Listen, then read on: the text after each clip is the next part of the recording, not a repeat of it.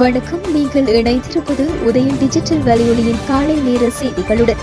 செய்தி தொகுப்பு உதயன் டிஜிட்டல் செய்தி பிரிவு. செய்திகளுடன் இணைந்திருக்கும் நான் நிஷா தரணீஸ்வரன். இலங்கை மின்சார சபைக்கு $30 மில்லியன் நிதியுதவியை வழங்குவதற்கு ஆசிய அபிவிருத்தி வங்கி நடவடிக்கை எடுத்துள்ளது. எரிசக்தி துறையில் தற்போதைய மற்றும் எதிர்கால திட்டங்களின் நிலைத்தன்மையை உறுதி செய்ய இந்த நிதியுதவி உதவும் என்று தனது அறிக்கையில் ஆசிய அபிவிருத்தி வங்கி தெரிவித்துள்ளது. 2030ஆம் ஆண்டளவில் இலங்கையின் 70% மின்சார உற்பத்தியை புதுப்பிக்கத்தக்க மூலாதாரங்கள் மூலம் பெற்றுக்கொள்ளும் திட்டத்தை அடைய உரிய வேலை திட்டங்களை இலங்கை மேற்கொள்ள வேண்டும் என்றும் ஆசிய அபிவிருத்தி வங்கி அறிவுறுத்தியுள்ளது. ஜனாதிபதி அனுரகுமார திசாநாயக்கவுக்கும் பிரதமர் மோடிக்கும் இடையில் சந்திப்பு இடம்பெறவுள்ளமை உறுதிப்படுத்தப்பட்டுள்ளது.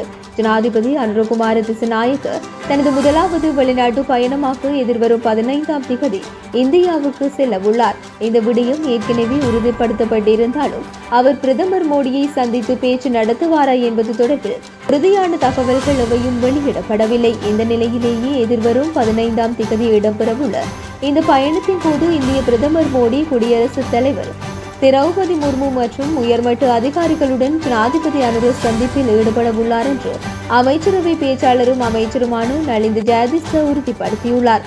ஜனாதிபதியுடன் வெளிவிவகார அமைச்சர் மற்றும் பிரதிநிதி அமைச்சர் ஆகியோரும் இந்தியாவுக்கு செல்ல உள்ளனர் என்றும் தெரிவிக்கப்பட்டுள்ளது. நாட்டில் உணவு பாதுகாப்பை உறுதிப்படுத்தும் வகையில் தனியான குழு ஒன்றை அமைப்பதற்கு நடவடிக்கை எடுக்கப்பட்டுள்ளது. இதற்கு அமைச்சரவையும் அனுமதி வழங்கியுள்ளது. தேசிய உணவு மற்றும் போசாக்கு பாதுகாப்பை உறுதிப்படுத்தல் மற்றும் நியாயமான விலையில் உணவை பெற்றுக் கொடுத்தல் என்பன அரசாங்கத்தின் பிரதான பணிகள் என்ற அடிப்படையில் உணவு பாதுகாப்பு குழுவை உருவாக்குவதற்கு ஜனாதிபதி அனுரவால் சமர்ப்பிக்கப்பட்ட யோசனைக்கு அமைச்சரவை அனுமதி வழங்கியுள்ளது.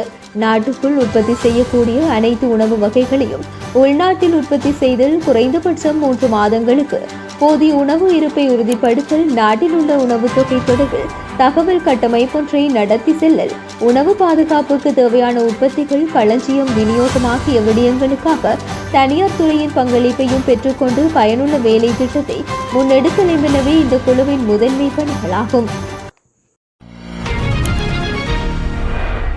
ஊழல் மோசடியாளர்களுக்கு எதிராக சர்வதேசத்தின் உதவியுடன் கடுமையான நடவடிக்கை எடுக்கப்படும் என்று அமைச்சரும் அமைச்சரவை பேச்சாளருமான நலிந்த ஜெயதிச தெரிவித்துள்ளார். மிக் விமானங்கள் மற்றும் ஏர்பஸ் ஆகியவற்றின் கொள்வனவின் போது மோசடியில் ஈடுபட்டனர் என்ற குற்றச்சாட்டில் ரஷ்யாவுக்கான இலங்கையின் முன்னாள் தூதுவர் உதயங்க வீரசேகர மற்றும் ஸ்ரீலங்கன் ஏர்லைன்ஸின் முன்னாள் பிரதம நிறைவேற்று அதிகாரி கபில சந்திரசேன ஆகியோருக்கும் அமெரிக்கா நேற்று பயண தடைகளை பிறப்பித்துள்ளது.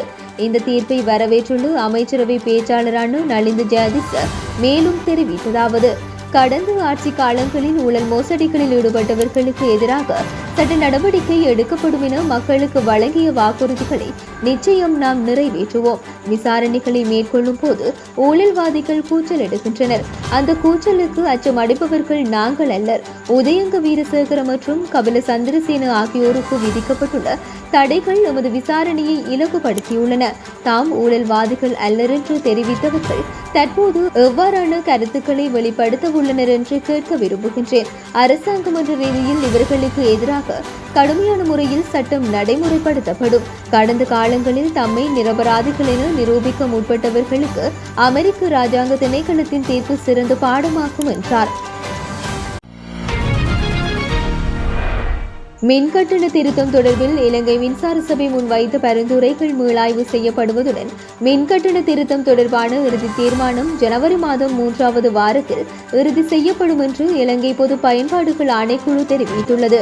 இது தொடர்பில் பொது பயன்பாடுகள் ஆணைக்குழு விடுத்துள்ள அறிவிப்பில் உள்ளதாவது: மின்கட்டண திருத்தம் குறித்து இலங்கை மின்சார சபை முன்வைத்துள்ள பரிந்துரைகளை முழுமையாக பரிசீலனை செய்து வருகின்றோம். மின் உற்பத்தி தொடர்பில் வழங்கப்பட்டுள்ள தரவுகளை மீள் பரிசீலனை செய்யுமாறு வலியுறுத்தியுள்ளோம். மின்கட்டண திருத்தம் தொடர்பில் துறைசார் நிபுணர்கள் மற்றும் பொதுமக்களின் அபிலாசைகள் கோரப்படும். இதனைத் தொடர்ந்து மின்கட்டண திருத்தம் தொடர்பில் எதிர்வரும் ஜனவரி மாதம் 3ஆம் வாரத்தில் உறுதியான தீர்மானம் அறிவிக்கப்படும் என்றுள்ளது.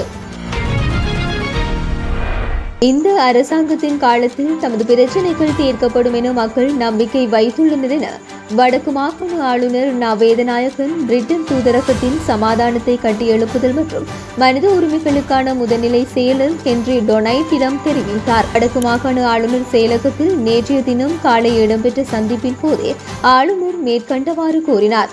வடக்கு மாகாண ஆளுநராக நியமிக்கப்பட்டமைக்கு முதலில் வாழ்த்துக்களை தெரிவித்த முதல்நிலை செயலர் வடக்கு மாகாணத்தின் தற்போதைய நிலைமைகள் தொடர்பில் அறிவது தனது பயணத்தின் நோக்கம் என குறிப்பிட்டார். வடக்கு மாகாணத்தில் பாதுகாப்பு தரப்பினரிடமிருந்து இன்னமும் காணிகள் விடுவிக்கப்பட வேண்டும் எனவும் குறிப்பாக மக்களின் காணிகள் கடந்த காலங்களில் அவர்கள் இடம்பெயர்ந்திருந்த சந்தர்ப்பங்களில் வனவள திணைக்களம் மற்றும் வன உயிரிகள் திணைக்களம் என்பவற்றால் தமது ஆளுகைக்கு உட்பட்டதாக வர்த்தமானியில் பிரசுரிக்கப்பட்டமையால் தற்போது சிக்கல் நிலைமைகள் ஏற்பட்டுள்ளது என்றும் ஆளுநர் சுட்டிக்காட்டியுள்ளார்.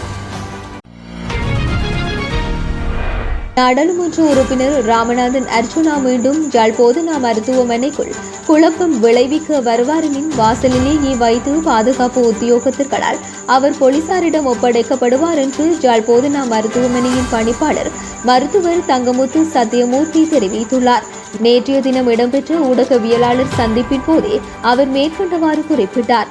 அவர் மேலும் தெரிவிக்கையில், யாழ் போதனா மருத்துவமனைக்கு வருகை தந்த நாடாளுமன்ற உறுப்பினர் அர்ச்சுனா தான் தற்போது ஒரு நாடாளுமன்ற உறுப்பினர் என்றும் தன்னை சார் என்று அழைக்குமாறும் கூறி எம்மோடு முரண்பட்டார்.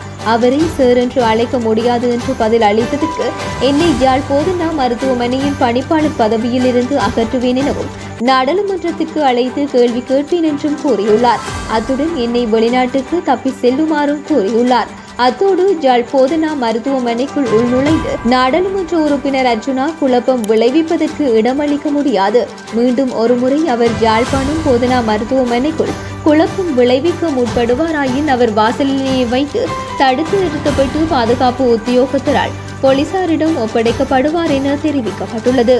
இத்துடன் காலை நேர செய்திகள் நிறைவடைகின்றன. தொடர்ந்தும் இரவு நேர பிரதான செய்திகளுடன் இணைந்திருங்கள். வணக்கம்.